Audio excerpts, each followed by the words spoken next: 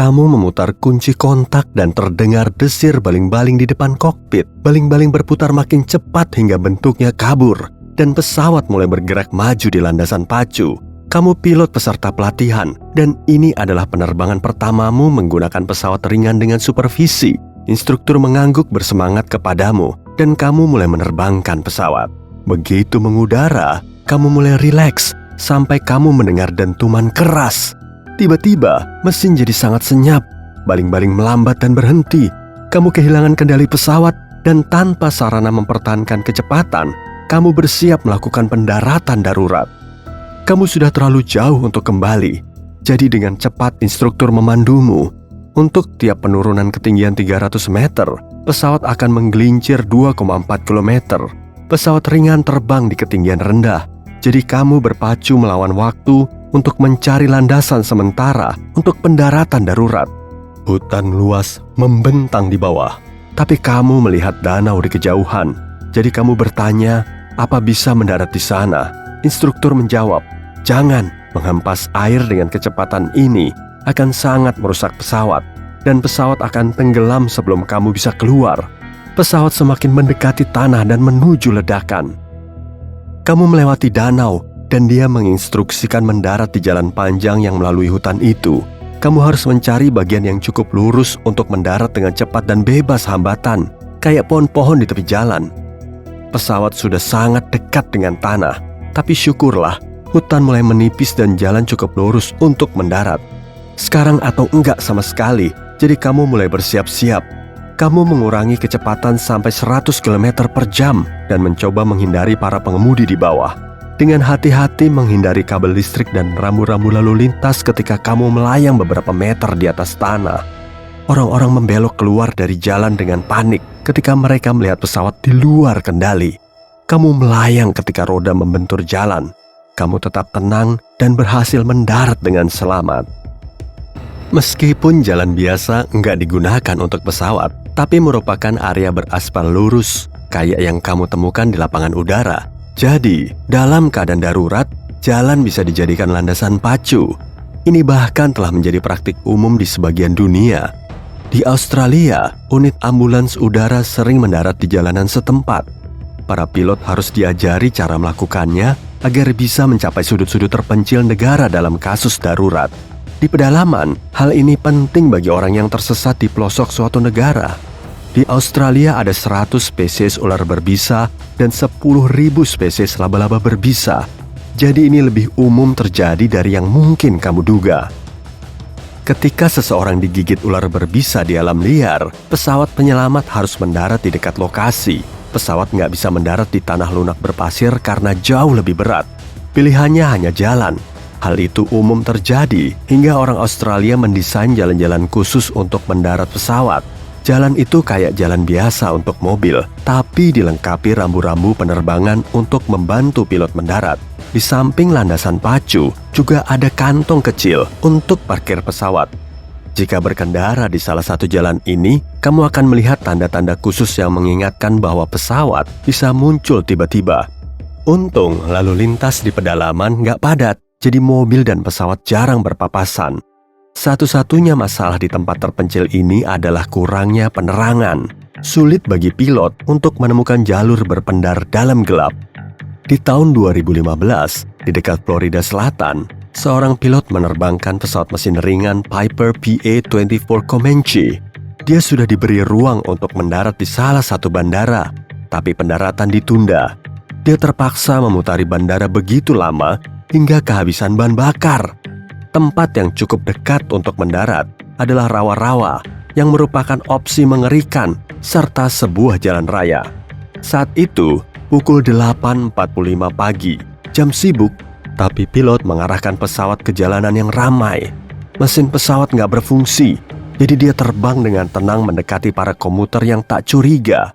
Kebanyakan tidak akan melihatnya hingga jaraknya tinggal beberapa meter. Dengan putus asa, pilot mencoba menghindari rambu-rambu jalan raya, lampu jalan, dan kabel listrik. Perlahan-lahan, pilot kehilangan ketinggian dan sudah saatnya mendarat. Pilot mengingatkan para pengemudi bahwa dia mendekat, tapi nggak ada gunanya. Salah satu pengemudi, Daniel, sedang dalam perjalanan ke tempat kerja. Dia mendengarkan lagu favoritnya dan berpikir akan makan siang apa nanti. Tiba-tiba, mobil berguncang. Dia melihat ke belakang dan tampak atap mobilnya teriris berkeping-keping oleh baling-baling raksasa. Bunyi melengking logam yang robek dan rasa takut hampir menyebabkan Daniel kehilangan kendali. Tapi tangannya menggenggam erat kemudi dan berharap baling-baling itu nggak mengenai dirinya. Beberapa detik kemudian pesawat melambat dan berhenti. Yang menakjubkan, nggak ada yang terluka dalam insiden ini. Bahkan pesawat hampir nggak mengalami kerusakan. Sayang, hal serupa nggak terjadi pada mobil Daniel. Daniel selalu berhati-hati, dan ini kecelakaan pertamanya dengan pesawat. Ini penerbangan yang menegangkan bagi pilot itu. Hingga ketika polisi dan regu penyelamat memikirkan cara menyingkirkan pesawat dari jalan, dia cuma berbaring di sayapnya dan tidur. Insiden lain terjadi di California. Mesin pesawat gagal di udara. Sekali lagi, jalan raya dipilih sebagai tempat pendaratan. Kali ini, antrian lalu lintas dipisahkan oleh sepetak kecil padang rumput dan pilot mendarat dengan tangkas di sana. Nggak ada kerusakan pada mobil, pesawat, bahkan pilotnya sendiri. Pesawat yang mendarat di jalan sangat umum di beberapa bagian Amerika Serikat. Kenwell, Alaska, memiliki populasi yang begitu sedikit hingga jalan-jalannya hampir selalu kosong. Jadi pesawat sering menggunakan jalan raya bersama mobil. Orang-orang yang datang ke toko kelontong melihat pesawat parkir di tempat parkirnya. Pesawat ringan bobotnya nggak lebih dari beberapa mobil. Jadi aspal bisa dengan mudah menahannya. Pesawat juga bisa masuk ke batas jalan. Begitu pesawat mencapai ukuran tertentu, hal itu jadi mustahil. Contohnya pesawat komersial kecil Boeing 737. Rentang sayapnya sekitar 34 meter, adalah 2 kali lebar jalan 4 jalur terbesar, yang biasanya berukuran 18 meter. Jika salah satu pesawat ini harus mendarat di jalan, sayapnya akan menghantam rambu-rambu dan tiang lampu. Dalam keadaan darurat, masalah ini mungkin nggak cukup untuk menghentikan pilot mendarat di jalan. Masalah sebenarnya adalah karena jalan belum didesain untuk menahan bobot pesawat. Bobot pesawat komersial bisa lebih dari 90 ton, sedangkan jalan nggak pernah harus menahan sesuatu yang lebih berat dari sebuah truk. Sekarang bayangkan pesawat Boeing yang berat mencoba mendarat di jalan biasa. Begitu pesawat menyentuh tanah, roda-rodanya akan langsung menghunjam permukaannya. Alat pendarat pesawat akan nyangkut di tanah dan badan pesawat mungkin akan terbalik. Jadi, pilot pesawat komersial jelas harus mencari tempat lain untuk mendarat. Meskipun berlawanan dengan intuisi, salah satu opsi pendaratan yang lebih baik untuk pesawat komersial besar adalah air. Ada beberapa kasus pendaratan darurat di air, tapi yang paling terkenal adalah keajaiban di Sungai Hudson.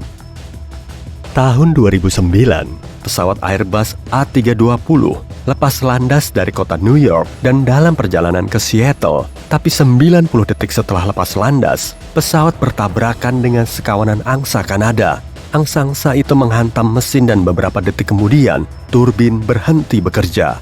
Pada ketinggian 975 meter, pilot memutuskan berbelok ke selatan, menuju Sungai Hudson. Pesawat menggelincir menuju jembatan George Washington, hampir menyentuhnya, lalu bersiap-siap mendarat.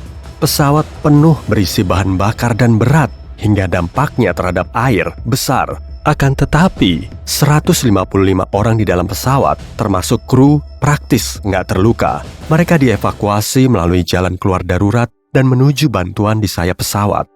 Keajaiban lain terjadi di tahun 1958 di Samudra Pasifik. Pesawat Boeing 777 Stratocruiser dalam perjalanan ke San Francisco di malam hari. Dalam perjalanan, satu mesin rusak dan mesin satunya gagal sebagian. Kru sadar bahwa mereka nggak akan mampu terbang ke bandara terdekat. Jadi mereka menghubungi Ocean Station November, sebuah kapal penjaga pantai yang sedang berlayar di dekat situ. Untuk mengurangi bobot pesawat, pilot terbang memutar untuk mengurangi bahan bakar. Menjelang fajar, mereka siap mendaratkan pesawat di air. Pilot mengurangi ketinggian sebanyak mungkin dan mematikan mesin untuk menurunkan kecepatan. Lalu pesawat mendarat dengan selamat di air. Segera setelah itu, kapal penyelamat tiba dan mengevakuasi semua penumpang. Tak ada seorang pun terluka atau cedera parah.